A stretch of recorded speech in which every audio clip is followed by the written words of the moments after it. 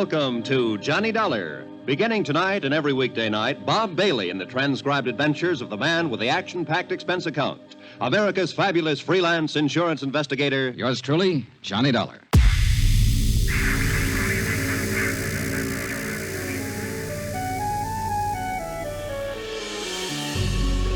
Welcome to Reimagined Radio, a program about radio storytelling. With each episode, we explore how dialogue, sound effects, and music can combine to promote storytelling and engage your listening imagination. We also like to include the stories behind the story, the history, the connections, trivia, and we always strive to answer the questions, so what? And why is this important? This episode is no different. And here to tell you about it is John Barber, producer and host. Hello, everyone. Welcome to Reimagined Radio. During the 1940s and 1950s, the rise of organized crime prompted a lot of police and detective radio programs. This episode of Reimagined Radio highlights one of the best. Thanks for joining us as Reimagined Radio presents... Yours truly, Johnny Dollar. Yours truly, Johnny Dollar was heard on CBS Radio, 1949 to 1962. In 1955, instead of 30 minutes each week, 15-minute episodes were offered daily, and Bob Bailey became the new voice of Johnny Dollar. The new 75-minute format provided opportunities for longer, more in-depth stories to evolve over each week. Bob Bailey brought a new take on Johnny Dollar and a new life to the series at a time when many programs were moving to television. Together, these changes rebooted the series and provided some extraordinary radio storytelling. Let's listen to the McCormick Matter, the first episode of this new format, broadcast Monday, October 3 to Friday, October 7, 1955, starring Bob Bailey as Johnny Dollar. Johnny Dollar. Mr. Dollar, this is Father Taggart. I'm calling you from Ossining. I'm one of the chaplains here at Sing Sing. Oh, yes, sir. What can I do for you, Father? Michael Cairn, one of our inmates, asked me to contact you. Michael Cairn? Old-time grifter and con man who got tied up with an insurance fraud a few years ago, blonde fella? Yes. Well, Michael wants to see you, Mr. Dollar. Michael is dying. All right, Father, you can expect me.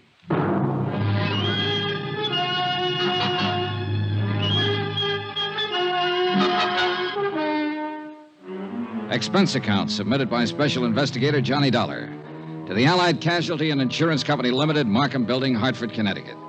Attention, Ed Barth, Controller's Office. This is an accounting of expenditures during my investigation of the McCormick Matter. Though you didn't authorize the investigation, Ed, I'm sure that once the facts are out, you will honor the following. Expense account, item 1, $7.95. Train fare and incidentals, Hartford to Ossining, New York. I was admitted inside the prison and greeted by Father Taggart. He's a tall, mild-looking man, a Jesuit, I believe. He had a pass all ready for me, and he led me straight to the prison infirmary. Michael will certainly appreciate your coming, Mr. Dollar. I hope it satisfies whatever's on his mind.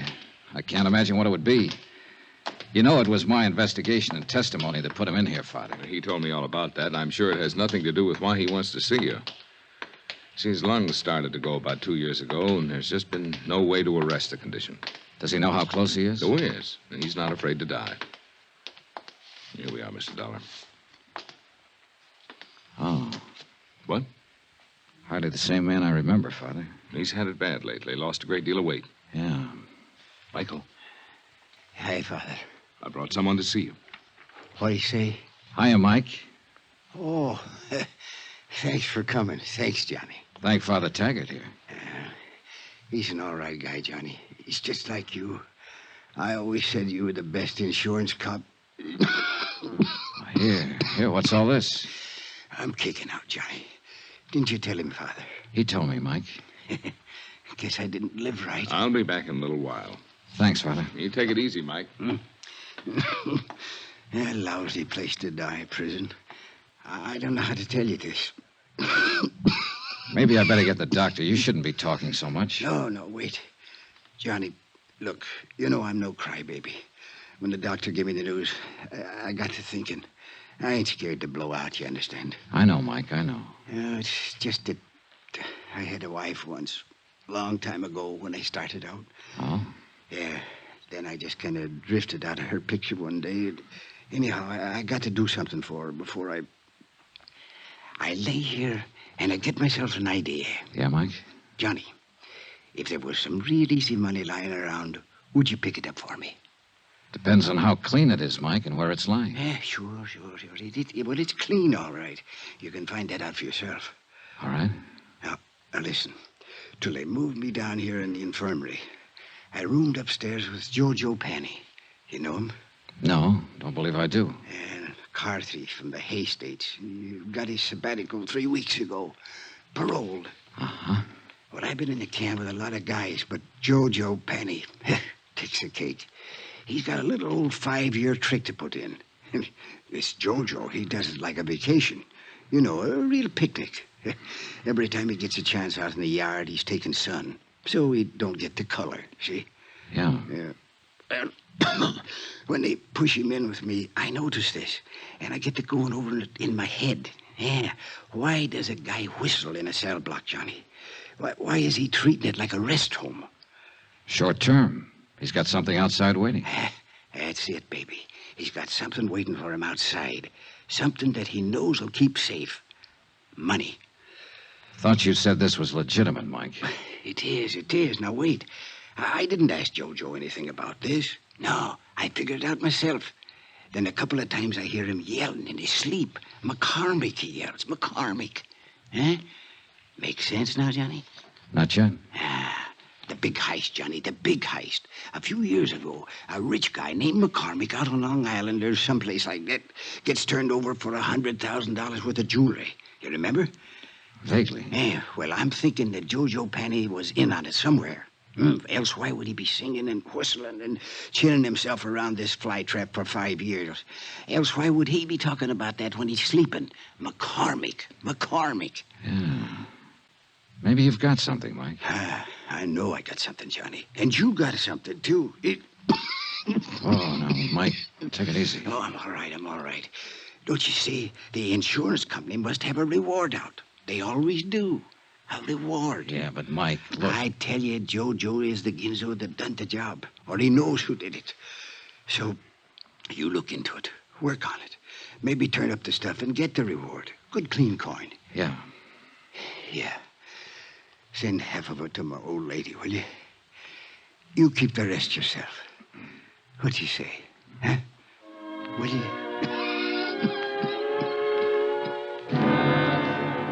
Ego facultati mihi ad apostolia, sedi tributa indulgentiam plenariam. Mike Kern died 3 hours later. Et fili. The last living thing he did was wink at me. Expense account item 2, $14.20. Train fare and incidentals, Ossining to New York. I arrived at 2:15, dropped my bag off at the New Weston, and went over to the Metropolitan Police Station to find out what I could about the McCormick matter. It was all pretty much as old Mike had told me. A Julian McCormick, living on Long Island, had suffered a $100,000 jewelry burglary in 1951. 12 suspects had been arrested and released. The case was marked open and unsolved. Allied Casualty had been the insurance company involved. This is the adjustment office. Frank Porter speaking. My name's Johnny Dollar, Mr. Porter. I'm an investigator. Oh, I think I've heard of you, Mr. Dollar. Wonder if you could give me a little information about a claim your company handled in 1951. A man named Julian McCormick out on Long Island. Gee whiz, long time ago. What about the McCormick claim? I might have some information on it. I don't know yet. It's a long chance. I'm at police headquarters, and I notice you investigated for the insurance company. I'd like to talk to you. Yeah, sure, but it's kind of late today. Tomorrow, okay? Well, you can tell me this right now. Is there any reward being offered? You sound like you can make full recovery and want to make sure that you'll be paid for it. Well, I said it was just a long shot. How about the reward? Yeah, I think it's $7,500, something like that. I'm not sure. Where are you staying? New Weston. Well, I'll look it up, get the exact figure, and call you there. How'll that be? Fine, thanks. That'll be fine.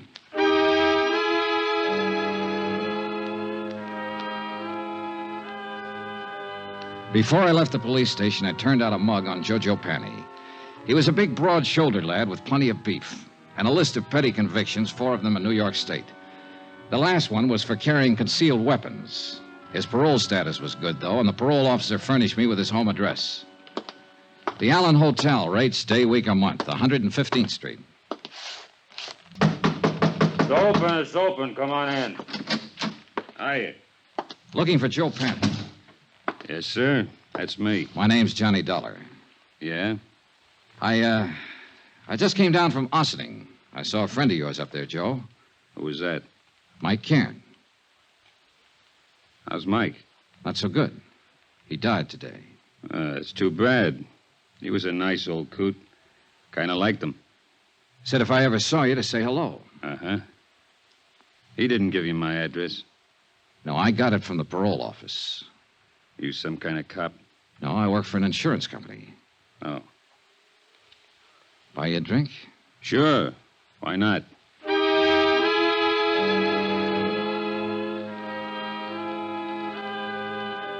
Expense account, item 3, $4 even for drinks. I wanted to look at Joe Panny and talk to him and figure out how I was going to go about getting information from him. And the more I saw and the more he talked, the more I wondered if whatever he might have said about the McCormick case in his sleep happened to some other McCormick. After all, a man with a long list of petty thieveries is hardly ever involved in a slick, big-time safe-cracking job. That takes another kind of talent, and one I was sure that Jojo didn't have. So I just been taking it easy and looking around. I figure I can get a job pushing a truck or maybe a cab if I'm lucky. Got to get something to do. Parole officers kind of hard-nosed about things like that. Yeah. Drink up. Want one more? Oh, no thanks. 3's my limit. Like to keep in shape. Sure. Say, you got anything to do? Nothing special. Why? Thought I might go out to Long Island later on tonight to say hello to an old friend of mine. If you haven't got anything to do, come on along. This friend of yours, he's an ex-con, too? No, he never did any time. Just a friend. Want to say hello is all. Oh. Rich fella. His name's Julian McCormick. You're very big with the hellos around here today, aren't you? Anything wrong, Joe? You probably are. Why do you say that? Nothing. Ever know anyone named McCormick? I knew a guy named Arnie McCormick once back in Salt Lake City. We were pals for a while. Oh. Yeah. Arnie was killed in the war. Maybe he's related to my friend Julian McCormick out on Long Island. He wasn't related to anybody, not that bird. I'm leaving. I want to get up early tomorrow. Why not come with me? Thanks for the drinks. He drifted off down the street and left me standing there. And one thing I was sure of, he had the name McCormick on his mind. Whether it was the right McCormick or the right case, I didn't know. Anyhow, he was my one big lead. So I was back at his hotel early the next morning and talking to the desk clerk. Penny, did you say room 210? Yeah, that's right. Vamoose. What? He left bag and baggage last night. Well, where did he go? What's his forwarding address? He didn't say. Just left.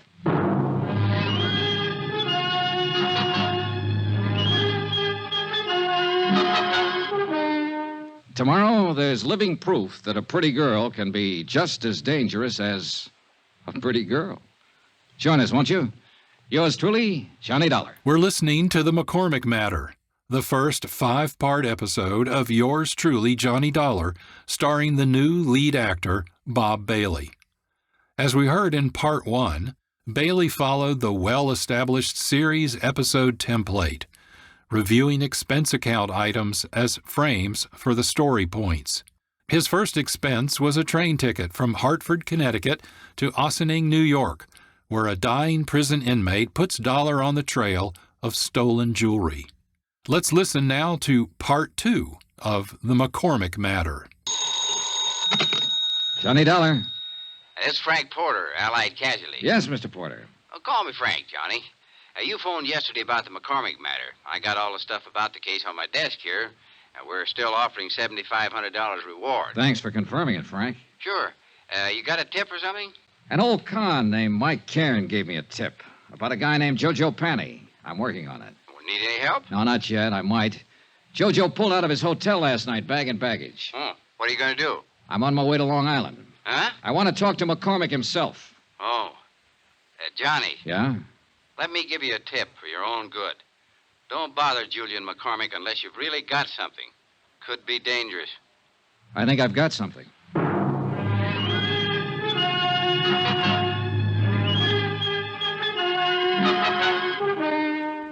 Item 4, $10 deposit on the car I rented to drive out to Julian McCormick's home on Long Island. It was a mansion, and the rugs on the floor were an inch thick. Dollar, the name? That's right. Forgive me, but I don't seem to recall having heard of you before. Oh, that's okay. We never met.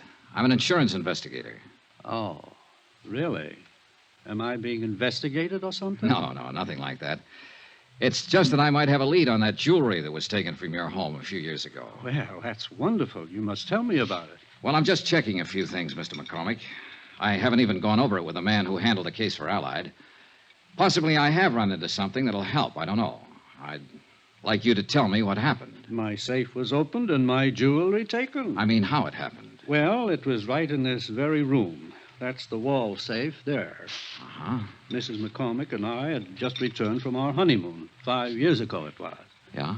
All I know is that when I stepped into the library here that morning, the safe was open and everything was gone. Whoever did it was extremely clever and quiet, I must say. Was the safe cracked? No. It was just opened. Someone figured the combination or something like that. Well, who knew the combination at the time? Only myself, Mr. Dollar. You're sure of that? Why, of course. I see. I reported it to the police right away here on Long Island. Then some men from New York City were here, too. And your insurance company? I reported it to my insurance company immediately. They had a man on the scene as soon as the police, Mr. Porter. Frank Porter? Yes. Do you know him? I've talked to him on the phone. I haven't met him. A very nice chap. He worked very hard trying to recover it. I'm sure he did. Did they have an adjuster? Yes. How much did you collect, if you don't mind? Well, it was unfortunate. By keeping that much jewelry in a small house safe, it seems I violated a clause in the contract. It should have been kept in a safety deposit box or some such. Consequently, the matter went into litigation. I'm afraid the court found me at fault. I collected only a part of the insured value, $20,000. So, you can see I'd certainly welcome a recovery. Sure. The jewelry was in the family a good many years. I had given it to my wife, and well, a man hates to lose things he loves. Yes, I understand. Was Mrs. McCormick here the morning it happened? Oh, yeah? I'd like to talk to her. She's terribly busy, but if you think it's sufficiently important, I'll call her. No, never mind. I'm curious, Mr. Dollar. This case has been closed a long time. At least, no one's contacted me or asked me for any information about it for at least 4 years. What opened it? A man named Mike Cairn. Huh? Who's he? An old convict up at Ossining who shared a cell for a while with a man named Joe Panny. Uh-huh. Cairn died yesterday, but before he died, he told me he thought Panny had something to do with it. He'd heard him mention your name. Well, it seems to me you should talk with this Joe Panny. I did, and I will some more, as soon as I locate him again. Right now, he's missing. Oh, I'm sorry. Well, thanks for the time, Mr. McCormick. You let me know if you learn anything? Sure. Do you honestly think you can recover that jewelry? With any luck at all. That would be wonderful, wonderful. You think so? Why, yes, of course. Mrs. McCormick might be glad to know about it, too. What? You said it was her jewelry. I don't know why I said that to him, just a sudden impulse. But he wasn't smiling when he walked me to the door, shook my hand, and patted me on the shoulder. I had a funny feeling that Mr. Julian McCormick was scared like a rabbit of me. I drove back to the city, had lunch at Walgreens, and dropped into Allied Casualty's New York office to pick up the folder on reward information. I met Frank Porter and liked him right away, a big, red-headed man in a tweed suit. Ah, here we are. These are pictures of the stuff. Uh-huh. Beautiful stuff. Oh, you can say that again. That all of it? Well, that's about the size of it, Johnny. $100,000 gone. Yeah. Help any? Sure. It's nice to know what I'm trying to find. Say, who was the police officer on the case? Martin. Dools Martin. Out of Central? Yeah. We ran down every lead we could find, big and small. The file said you made 12 arrests. Yeah, something like that, but not one of them panned out. Had to let them all go. Martin requested pickups on every big-time jewelry man in the country. Now, I don't think one of them was overlooked. Well... No, Johnny, somebody just simply walked in that house, opened the safe as neat as you please, and walked right out with all of this. Very slick job. Had to be an experienced man. Well, it might have been a first job for someone just starting in. He got lucky. Yeah, we thought of that, and we didn't think much of it after a while. Frank, you... Gee whiz, Johnny, nobody could be that lucky. Chase the house, know exactly where the safe was, know what was in it, get in, open it up, and get out without anybody, servants, the McCormicks, or any of their friends even seeing it. Mm-hmm, yeah. Well, that wasn't even the hardest part, you see. Not one scrap of this stuff has ever turned up anywhere. Yeah, well... Anywhere. Now, what did whoever took it do with it? Did he break it down, sell it overseas? What? Not a trace of it. Imagine that. Imagine. You know what I think? I think the guy who swiped all this stuff still has it. I think he's sitting around waiting for it to cool off. Could be, yeah. But it's never going to cool off, Johnny. There isn't a city in this country or across the ocean that isn't on the lookout for these pieces. I suppose... Now, sooner or later, Hot Boy or Lucky Boy, well, whoever he is, will make a move. Meantime, we just wait. Unless, of course, you've got something for us to look into. Not yet, Frank. Yeah, well, when you have, we'll be right with you all the way. Good, good. How about a drink? Take a rain check. Okay. But remember, we got a whole floor full of lawyers upstairs. They can get up warrants, writs, seizure orders, anything you might want. Yeah. You just let me know when you get somewhere, and we'll go to work. I'll do that, Frank.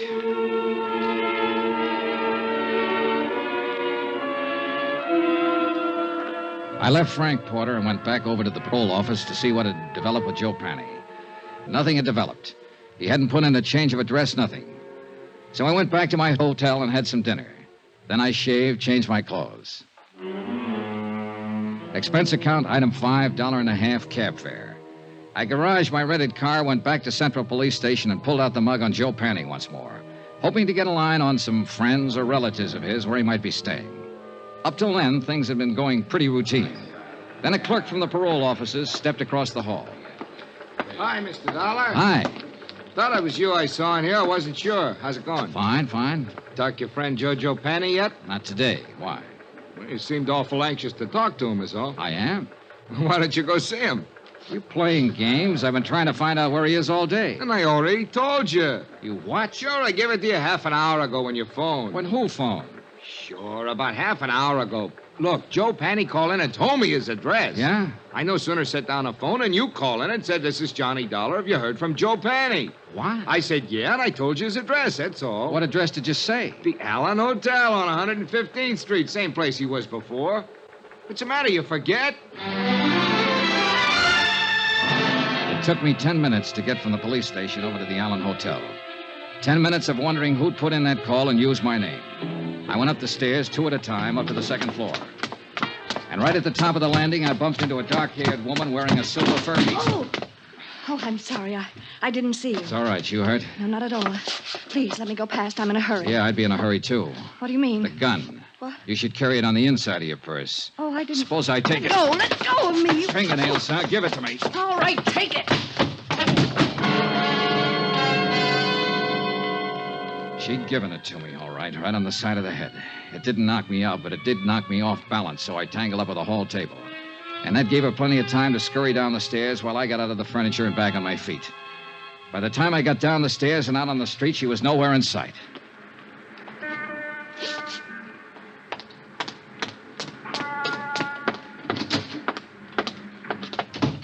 Hi. Where were you just now? You weren't here at the front desk. I was out back eating my dinner. Why? Oh, nothing. You happen to see that woman who just ran through here? No. Tall, dark-haired woman, about 30, wore a mixed stole? Me? Yeah. Oh, you're kidding in this joint. Oh, brother. You still looking for Joe Panny? He lives here again, doesn't he? Yeah. Have you seen him? Where is he? Out. I sat down with myself and waited. A half an hour later, when the clerk went back to finish his dinner, I stepped over to the desk and borrowed his passkey and went back up the stairs to room 210. I didn't need the passkey, and I didn't need to doubt the clerk. Joe Panny wasn't there. But all of his things were. The curtains were drawn and the windows closed. Every drawer had been pulled out of every dresser. The mattress on the bed was slit from top to bottom, and the rug had been ripped and turned over.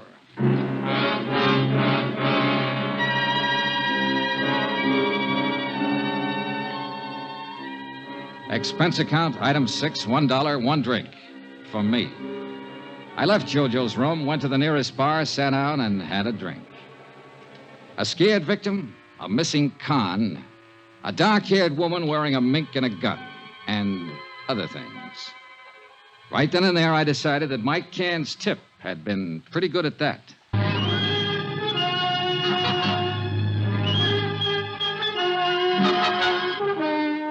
Tomorrow, a slight case of mayhem when the right guy turns up in the wrong place. Join us, won't you? Yours truly, Johnny Dollar. Bob Bailey, as Johnny Dollar, begins investigating a high-dollar jewel robbery. He meets a cast of interesting characters, including a dark-haired woman in a silver mink stole who slugs him with a small gun. We'll hear what happens in just a moment.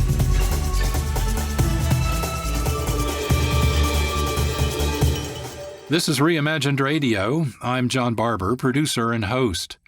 We'll return to our episode in a moment, but first, I want to introduce you to the Fusebox Show. Johnny Dollar would be envious that no expense is spared to produce each Fusebox episode as a carnival of quick-witted and quirky conversation and commentary about current-day events and news. Here's a sample. Fusebox. Just as an aside, friends, this lab-grown meat thing, it's not new. Now, remember the last time you went to KFC? I digress. Catch Fusebox, the third Thursday of the month at 1:30 p.m. here on KXRW 99.1. Learn more and subscribe to the podcast at the Fusebox Show website, thefuseboxshow.com. This is Reimagined Radio. Our episode is The McCormick Matter, the first 5-part episode of the reformatted Yours Truly Johnny Dollar series starring Bob Bailey. Johnny Dollar is investigating a jewel robbery. Let's listen to Part 3 of The McCormick Matter. Johnny Dollar. This is Duels Martin. Lieutenant Martin? Yeah, that's right. I got a message you called while I was out and left this number. Yeah, I want to talk to you about the McCormick case, Lieutenant. McCormick? $100,000 burglary out on Long Island back in 1951. I was the officer in charge. Who are you? Insurance investigator. I got a tip that an ex-convict named Joe Panny might have pulled it. I'm at Panny's Hotel. Give me that address.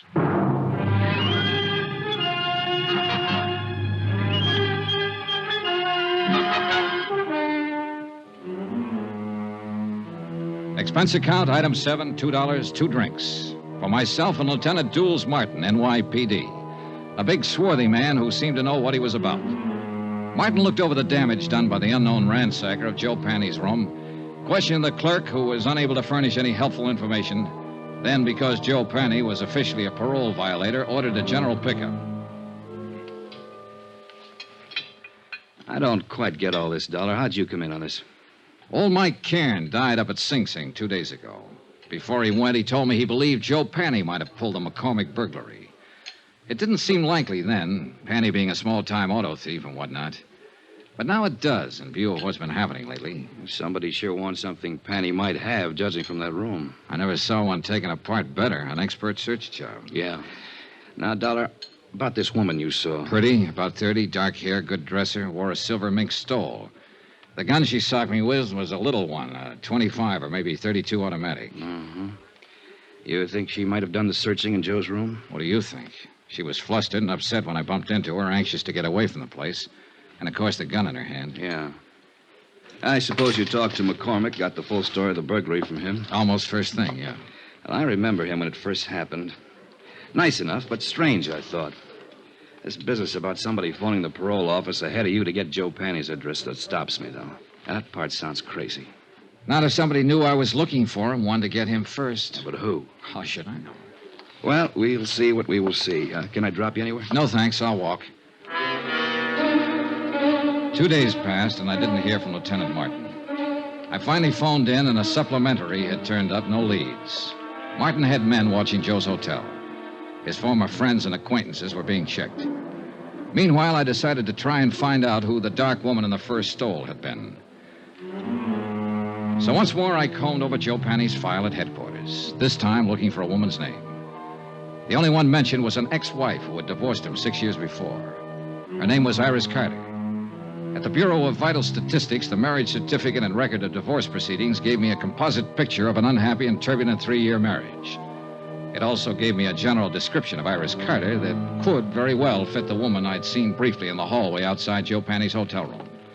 There was a 6-year-old address to start on. Well, what do you want? I'd like to talk to the manager. I want some information. What's your name? Johnny Dollar. What kind of information are you looking for? Are you the manager? Yes, sir, I am. Well, I'm trying to locate a woman named Iris Carter. She might have used the name Iris Panny. She was married once to a man named Joe Panny. Lived here about 6 years ago. Were you here then? I was. Did you know her? I did. Did you know him? Yeah. He went to jail. Does she live here now? She don't. If you can think of any place I might get a line on her, I'd appreciate it. It seems to me she worked at a bookstore down the street. Say, tell me, do you remember what she looked like? Sort of. Yeah. Well? Oh, about as tall as I am. Nice. Pretty girl. Blonde or brunette? Dark hair. Almost black. Now, you ask at that bookstore. I think she worked there.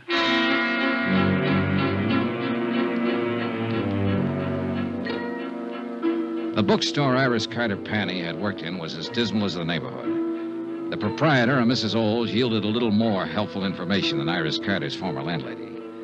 Yes, Iris had worked there for about 6 months. She'd quit almost 5 years before. No, she didn't know where to find her.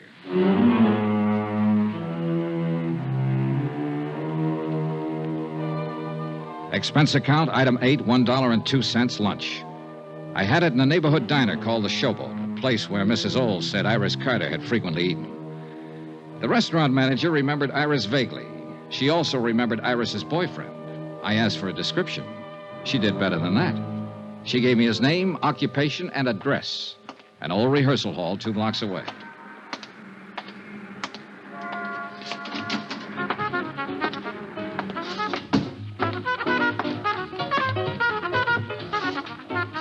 The 5-man combo working there was really putting it out. Yeah, and the minute I saw him, I knew the boy wearing the trumpet was the one I was looking for. Just good-looking and smooth enough to go with a girl Iris Carter sounded like. Smooth trumpet, too. Okay, guys. Take 5.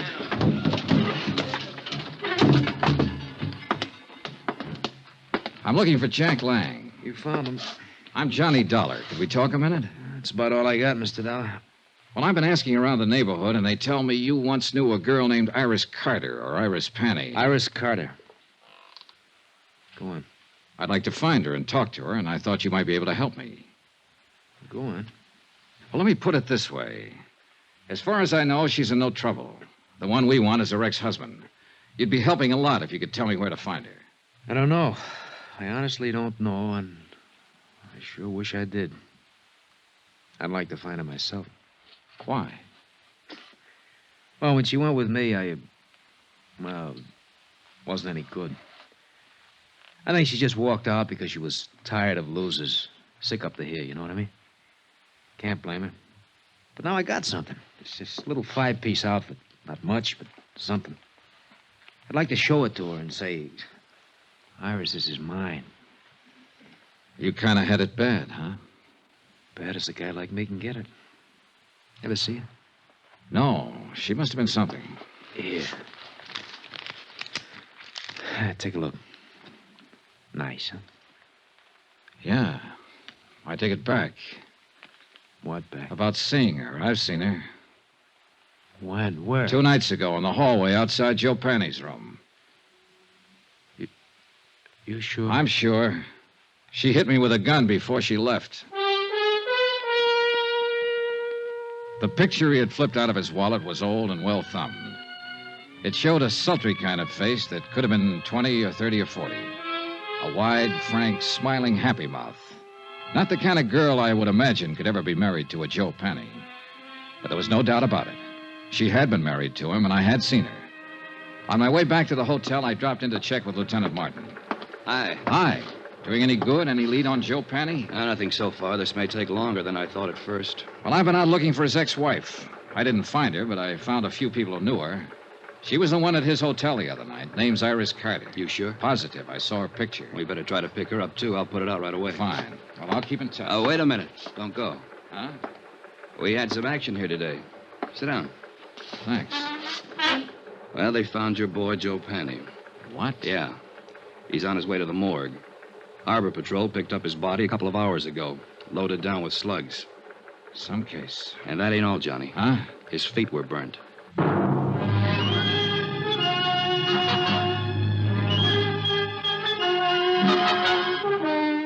Tomorrow, a phase of this case that ought to be called the Talking Corpse. For believe me, this one said plenty. Join us, won't you? Yours truly, Johnny Dollar. We're listening to the McCormick Matter, an episode from Yours truly, Johnny Dollar, starring Bob Bailey. Dollar, a freelance insurance investigator, now has an ally, Police Lieutenant Duels Martin. The outlines of the case are starting to become clear and more confusing. Let's listen to Part 4 of the McCormick Matter. Johnny Dollar. Frank Porter at Allied Casualty. You ever find Joe Penny? The Harbor Patrol found him floating around the harbor. He'd been shot and his feet were burnt. What? Gee whiz, torture. Well, what can I do to help? Find a girl who was once married to him? Joe Penny had a wife? Yeah, she wears a mink stole these days and carries a gun. She's tied up with it somewhere. Her name's Iris Carter. Iris Carter. You've met her? Just long enough to get slugged with her gun. Well, wait a minute. I'd like to get it all straight. Can I come over? I'll be here.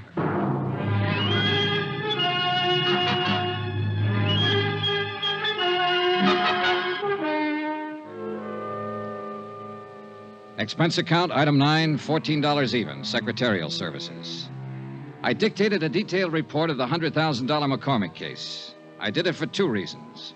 One, to make certain that Allied and the New York police were thoroughly informed of my part in the matter. And two, to review the case for my own benefit. One of the key figures, Joe Penny, was a murder victim. I tried to cover as closely as possible my conversation with Mike Cairn at Sing Sing when he tipped me off that Joe Penny had something to do with the McCormick burglary of 5 years ago. Also, one conversation with Joe Penny, his subsequent disappearance and murder. I had a copy for Frank Porter when he showed up at my room. He read it from top to bottom. Gee whiz, Johnny, if this isn't something. You come here for Joe Penny. It looks like he did the McCormick job. Now he's dead. You're stopped. What can you do? Find his wife, maybe? You're doing this at your own expense, aren't you? Oh, I think your company will pay for it in time. You have to recover the stuff. I know. You think you will? I think so, yeah. Well, your key man's dead. You'll have to start all over again. Maybe not. I don't really know whether Joe Penny was my key man or not. I still can't see a small-time auto thief working a big, slick safe burglary. Every indication is that he was the one. I know. I'd like to find that girl, Iris Carter, and talk to her about it. She's connected with it. Now, from what you say on the paper, yeah, very much. You know, I handled this case for the company when it first broke. I worked with Lieutenant Martin for 6 months on it, and we didn't turn up a thing. You're on it 3 or 4 days, and you have all kinds of action. Well, I must have stepped in at the right time. Yeah. Johnny, Mm-hmm. somebody gunned Joe Penny down. Now, I know you like to work alone and do things your own way, but be careful if you stay on this. I get worried when somebody starts shooting. I'm going to find that woman, and I'm going to find the stuff. Sure. Well, gee whiz. Don't let anything happen to you. I won't. I talked some more with Frank Porter about the case. He repeated his offer in the name of Allied Casualty to help if he could. I told him I'd take it up on it if anything came up at all. He left. I was at Central Police Station 10 minutes later. And 5 minutes after that, Lieutenant Duels Martin was calling for the medical examiner's report on Joe Penny's death. A uniformed man brought it in. Martin shoved it across the desk at me. The ME says Joe Penny's been dead about 48 hours or longer. 225 slugs right through the chest, penetrated both lungs, one through the neck. It's very neat shooting at that range. What range? Oh, at least 20 feet, maybe longer. Not many people shoot 25s that well. It's a little gun. A woman's gun? Yeah. Yeah, that's what I'm thinking. Now, let's talk about that woman you saw around there that night. Now, you say it was Penny's ex. Yeah. Iris Carter. I don't know whether her gun was a 25 or 32. Well, think about I it. have. Now, look, don't get sore with me. It's just that she looks like better than ever for opening this case up. I put her on all points. Sorry I got riled. That's all right. Now, the ME thinks that Penny was killed before he was dumped in the water, possibly ambushed by someone he didn't know or didn't trust. If he's right about the range, that'd fit in. Someone who knew him would do it close up. Yeah. Hey, wait. You said his feet were burnt. Yeah, I got the pictures here to prove it. Yeah, take a look. And these are the glossies. Uh-huh. Now, these are the burns here, Dollar. Right here. Here and here. Yeah. Then he wasn't ambushed exactly. Look, I don't know what he was. But this is the crazy part. He was already dead when this happened. No rope marks on his legs or wrists. You don't sit still for burning, no matter how tough you are. It's fascinating, huh? Someone shot him down, then tried to make it look like he was tortured for information first. Cover up. He's supposed to look like he knew something or had something. And maybe he didn't know or have anything at all. Well, how do you feel? Lousy. If the burning was cover up, then maybe the big search of his room was cover up, too, to throw us off. To throw you off. Not me. I wasn't in on it then. Yeah. Well, one thing that's genuine. What's that? The corpse.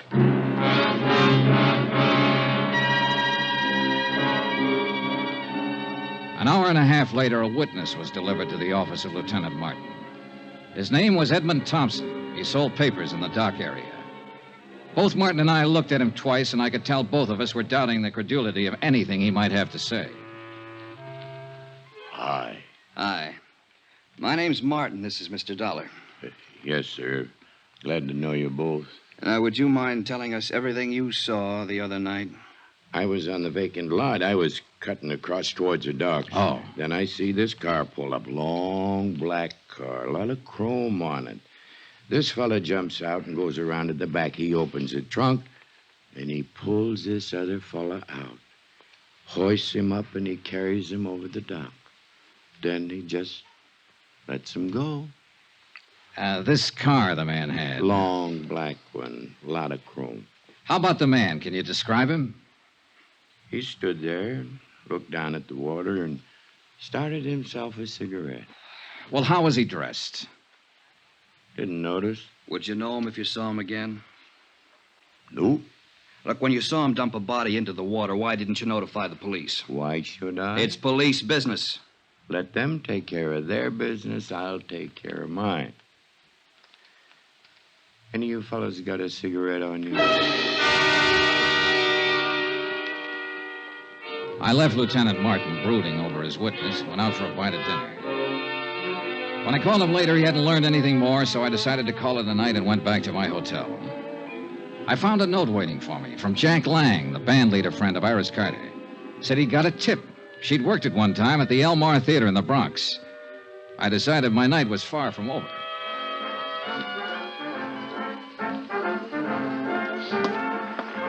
Hey, you. Buy a ticket out front if you want to look at the girl. I only want to see one. Her name's Iris Carter. Does she work here? I just told you, go buy a ticket out front. Just tell me this. Does Iris Carter work here? Is the name familiar to you? Have you ever seen her or heard of her? You give me any more trouble or clouch, I told you go out front. Can't you answer a simple question? I'm looking for Iris Carter. Iris Carter. You don't have to yell at mister. He never heard of it. What? Call me a cop, Gloria. This Never mind, guy's Pop. giving me... Never mind. I'll take care of him. Come on, you.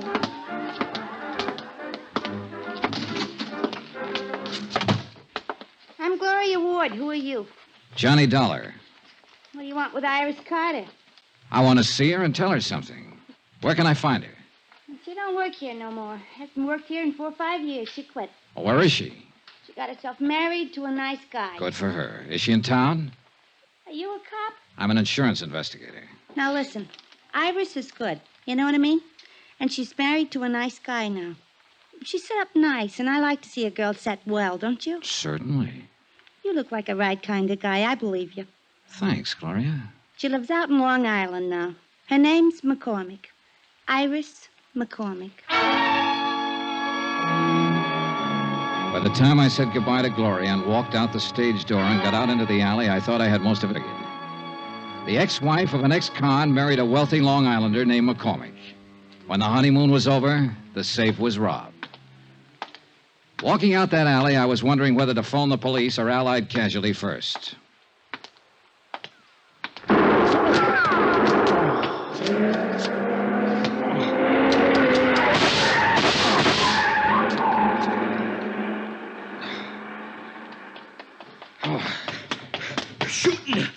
been hit? Oh, it isn't bad. Did you see him? I didn't see nobody. The car. See the car, the one that just gunned out. Oh, the car we had, a long black coupe, a lot of chrome. A fella didn't have his lights on. Hey, you need help, mister. No. No, I'm all right.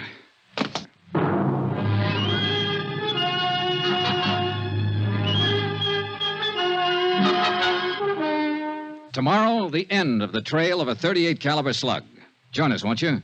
Yours truly, Johnny Dollar. On the trail of a fortune in stolen jewels, Johnny Dollar follows a lead to the Almar Theater, where he learns the woman who slugged him with a small gun is alive and married to Julian McCormick, the owner of the stolen jewels he's trying to recover.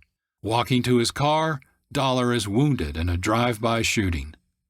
But believing he has most of the pieces of an unsolved jewel theft in hand, Dollar heads for McCormick's mansion on Long Island to see how those pieces fit together. Let's listen to the final part of the McCormick Matter. Johnny Dollar. Ready with your party in Hartford, Connecticut, Mr. Dollar. Go ahead, please. Hello, Mr. Barth. Yes? This is Johnny Dollar. Johnny, what's up? Now listen carefully, Ed. I've just been shot. What? Oh, it's nothing serious. I'm backstage at the Elmar Theater in the Bronx. I got a tip from old Mike Cairn, a convict, that a man named Joe Panny might have had something to do with the McCormick case a few years ago. Yes, a jewelry case, $100,000. Well, Panny's been murdered. I didn't get a chance to learn anything from him, but I have learned that Panny's ex-wife is married to Julian McCormick. Be pretty nasty for Allied Casualty if she plotted with this Joe Panny to rob McCormick. Yeah. Do you want me to wait and let Frank Porter handle it? No. You go ahead. Item 11, $7.50, one bottle of scotch. I went back outside in the alley where the shooting had taken place. 10 minutes of looking around, and I dug a pair of .38 slugs out of a telephone post. Expense account, item 12, $4.35, cab fare, Elmar Theater to Long Island. It was 12 o'clock straight up when I got to the McCormick home. I checked the garage first. No warm motors, no black coupes. I went to the house.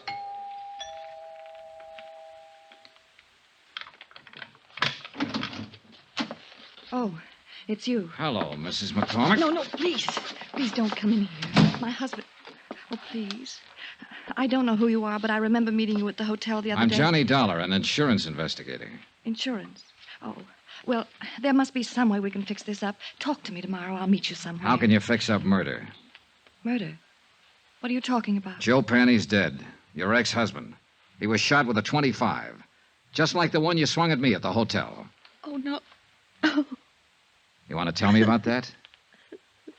All right, I'll tell you. Joe was your husband once. You helped him rob this house 5 years ago. He couldn't have done it alone. He wasn't that slick. He wasn't that good. Yes, I helped him do it. I opened the safe for him. But you were down to see him at his hotel the other night. You searched his room. Searched his room? Yeah. Well, I don't know anything about that. He called me, said he wanted money. Only he wasn't there when I went there. And I was. Yes. And the gun? I went down there to kill him. But I didn't see him. Not then. Later somewhere. I haven't seen him at all, I tell you. Just talked to him on the phone. I don't suppose it'd make any difference if I told you I love my husband very much. Not likely, in view of the fact you helped your ex-husband rob him of $100,000 worth of jewelry 5 years ago. Oh, I can explain that. Joe came around when we got back from our honeymoon. He wanted money. I didn't have any, so I opened the safe for him that night. It was all I could think to do. Yeah. Then you split with him later on. I told you I haven't seen him. Why would I want to do that? I have everything I want in life right here. Mostly my husband. Well, it's still a police matter, Mrs. McCormick. I spent a long time looking for you. Maybe you better get your coat. Iris, you'll remain exactly where you are. Julian. And so will you, Mr. Dollar. Julian, you heard what I said. Don't worry about it, my dear. Mr. Dollar, I'm a gentleman. But this is a gun. I noticed. A .38. I got a couple of slugs in my pocket that came from it. Stand over there. Now, this is pretty silly. You can put that thing away and we can settle this the only way it can be My wife has settled. told you the absolute truth, Mr. Dollar. She's innocent of any wrongdoing so far as I'm concerned. Is that clear? It's pretty glib, McCormick. She's accessory to a $100,000 heist, and she hasn't done anything wrong. If she wanted to give them away... To an ex-husband. To anybody. That was her affair. I would not press charges. Well, that takes care of you. How are you going to square it with Allied Casualty in the state of New York? And you also forget a little matter of a dead man. Mr. Dollar, will you accept money? Not enough for murder. 50, 100,000. I'd hate to kill you, Mr. Dollar. You tried once tonight. You've referred to that before. But you weren't very good, and now you're even worse. You forgot to take the safety off that gun. The Give me safety? that. Oh, you killed him. You killed him. Ah, he's all right. Get out of the way and let me see that gun.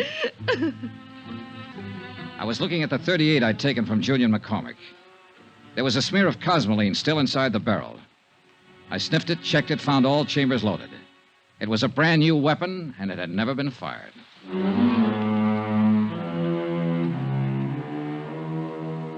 Expense account item 13, $5.50, cab fare again, this time from Long Island to an apartment in Queens. The man I wanted to see was Allied Casualty's man, Frank Porter. He lived in a very polite neighborhood. I propped myself up on a stool at Frank's little bar, poured myself a drink, and sat there waiting for him. I was like that a half an hour later when he showed up. He looked a little unsteady on his feet. Oh, gee whiz. Johnny Dollar. I tried to phone you earlier tonight. You were out. I'm sorry. Gee whiz. What's on your mind, Johnny? I wanted to tell you I was shot at tonight. What? I wanted to tell you I found out who Mrs. McCormick is and was. Since you were on the case first for Allied, I thought I'd tell you first. Well, gee whiz. Say, this is a nice setup. Full of nice things. All those things cost money. A lot of money. Don't they, Frank? Gee whiz. When'd you tumble to it, Johnny? I should have tumbled to it a couple of days ago when you phoned the parole office after I left you. You used my name when you asked for Joe Panny's address. Yeah. I had to get to him before you did. He wasn't the kind to keep his mouth shut. You shut it for him, didn't you, Frank?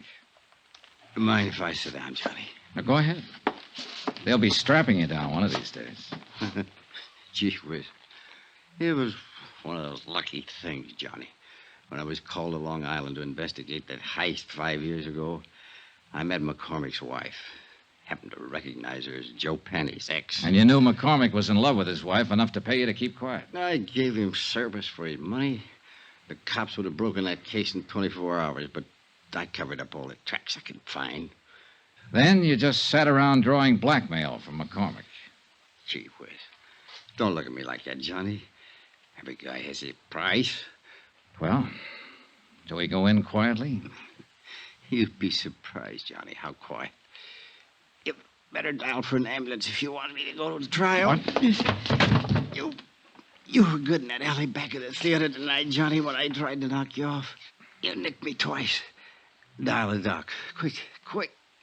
Gee whiz, it hurts. He died right there, without saying another word.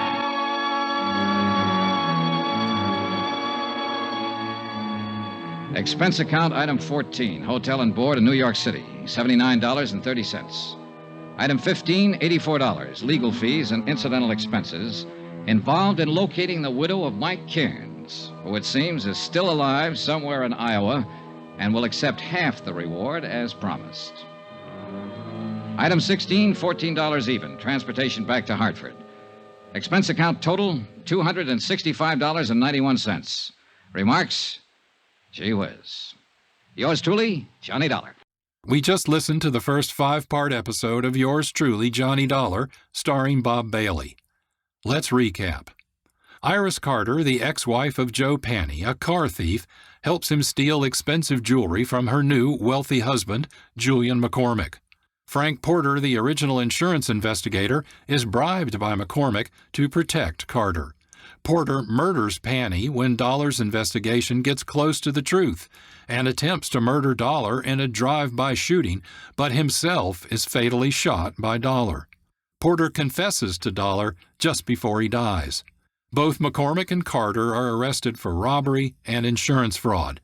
Dollar collects his reward and files his expense report. Case closed.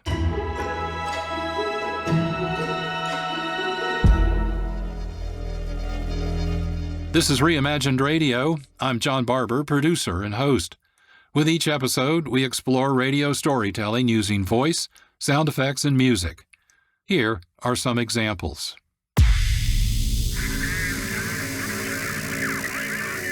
Answer me. Who is this? Do you realize you're driving me crazy? Who's calling me? What are you doing it for? Now stop it! Stop it! Stop it! Smoke comes out. Black smoke drifting over the city. People in the streets see it now. People trying to run away from it, but it's no use. They're falling like flies. Then something went wrong with the car. It stalled right on the tracks. The train was coming closer. I could hear its bell, its cry, its whistle crying. Still, he stood there. Now I knew that he was beckoning me to my death. Reimagined Radio.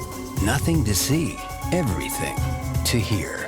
Heard the third Monday of every month at 1 p.m. Sundays at 6 p.m. on KXRW 99.9 FM.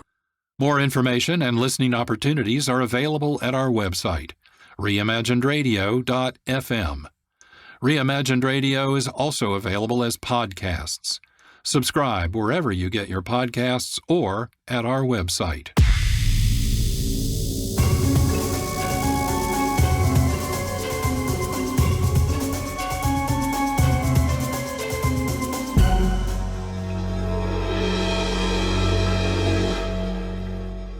Yours truly, Johnny Dollar, was heard on CBS Radio 1949 to 1962. Radio historians and commentators agree that from 1955 to 1956, with Bob Bailey as Johnny Dollar, the series was at its high point. Today, Yours truly, Johnny Dollar is considered one of the best detective series heard on radio. The storytelling certainly resonates. Thank you for listening. This episode was written by John Barber. Sound design, music composition, and post-production by Marc Rose. Graphic design by Holly Slocum with Sidney Nguyen. We produce Reimagined Radio with support from KXRW-FM, Vancouver, Washington, and KXRY-FM, Portland, Oregon. This is John Barber, producer and host. Thank you for listening. This is a production of Reimagined Radio. Our radio broadcasts are heard on local, regional, and international community radio stations. For on-demand streaming, point your browsers to our website, Reimagined Radio, all one word, no punctuation, .fm. Thank you so much for listening. And please join us again for another episode of Reimagined Radio, where we will continue our exploration of radio storytelling.